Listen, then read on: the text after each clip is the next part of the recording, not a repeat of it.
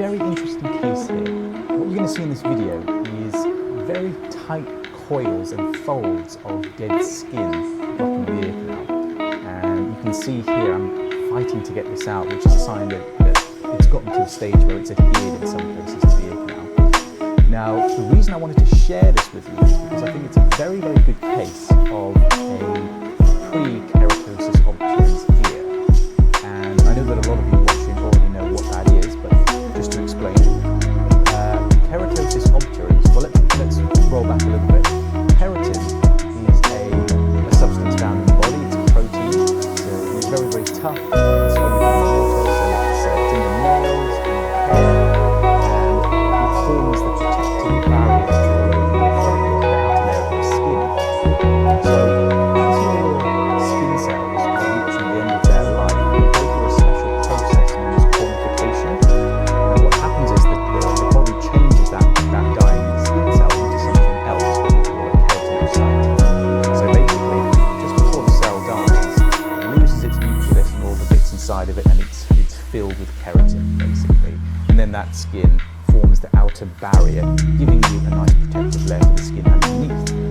So whenever I say keratin in this case, what I really mean is dead skin.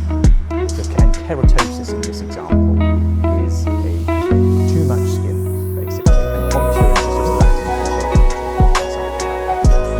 So that's what this phrase means. Keratosis obturans is a rather unpleasant condition, and it's characterized by a blockage of skin in the ear canal, like you see here, but it's very dense, very compact, it's almost like a plug, extending all the way back to the bony portion of the ear canal, so the front third of the ear canal is cartilage, nice and flexible, not necessarily a problem if there's a blockage of skin there, very easily removed. But when it extends right back to the bony portion, the inner 2/3, then it does become a problem. And what we find is that because you have this skin blockage which is not moving, not migrating out, and then it's being added to and added to and added to, because even when the ear is blocked, it's still shedding skin, right? So this plug is being added to and growing. What we find is a lot of discomfort and pain. You might get bleeding as you're trying to remove it. It's also associated with a remodeling ear canal. So what a lot of people describe is the enlargement of the ear canal. So it's enlarged all the way down to just one pocket. Really different now the best detail, but it's a global widening. And also as you're removing it, as you're trying to get this plug out, it's often enveloped with a sort of white, silvery or pale skin wrapped around it. And if you were to remove a plug of keratosis obturans and take a little slice of it and look at it under a microscope, you would see that it's kind of formed into like layers, like an onion or like pastry, I suppose. So it's what we call a lamella or laminar arrangement, basically layers and layers and layers and layers. It just makes sense because the keratosis obturans plug has formed over time and shed. And so what we're seeing here is a very good example of what would become keratosis obturans. So I rather suspect that if we hadn't dealt with this right now, then definitely this would impact.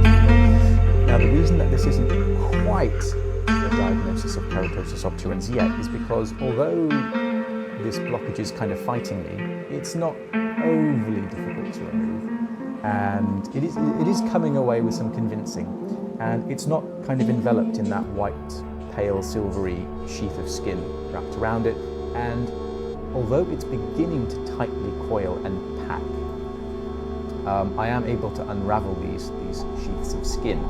So this is just a very, very interesting case because it shows sort of what happens just before it becomes nasty. So as you can see here, for the most part, it's coming away with suction, and you can see just here how kind of it's starting to layer and fold, and just how dense it is. So, and normally if you have a really difficult case of keratosis obturans, you'd have to go in with a hook or a Jobson horn or crocodile forceps. So here's a fantastic example. You can see the layers starting to stack up almost like an onion, so kind of vertically in this shot right here, and it's just starting to peel away. So thankfully there's no bleeding in this case. And the patient did not find this uncomfortable at all, actually. So we can see here just these gigantic ribbons. You can see where one of the coils is uncoiling. So there we are. So unfortunately I couldn't, this was at a time when I didn't used to put it down on the tissue with a ruler, so we can't actually see the total centimetre length of these blockages.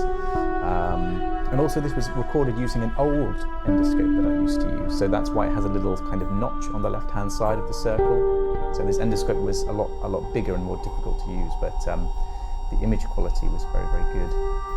So now we're getting right down deep into the ear canal.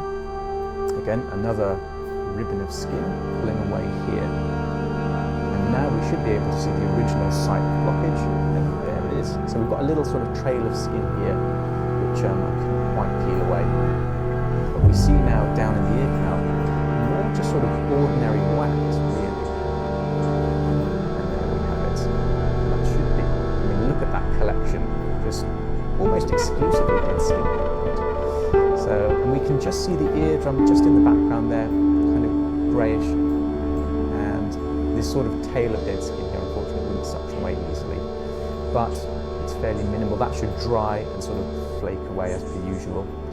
And we're just trying to get this last little piece here.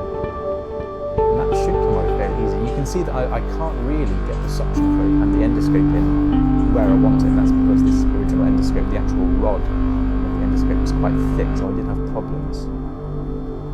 And I can just about see to safely remove it. There we go. I'm just having to sort of walk it out the ear. Have you ever noticed that kind of moving the wax up and down or going in circles?